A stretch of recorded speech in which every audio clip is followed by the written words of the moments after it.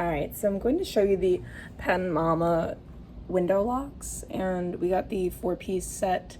We're only using 2 of them right now, but we have 2 extras to use, and they basically just go on your window here.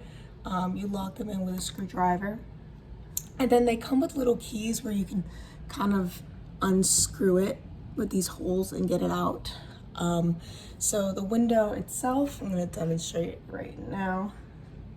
The window itself, it can't go anywhere. Can't go anywhere past that. So we provided a small space for actually opening the window itself. That way we can still get fresh air, but it keeps the safety and lock feature of not being that much. And the reason that we got it is because our windows are very tall and big, and they are right on a sidewalk.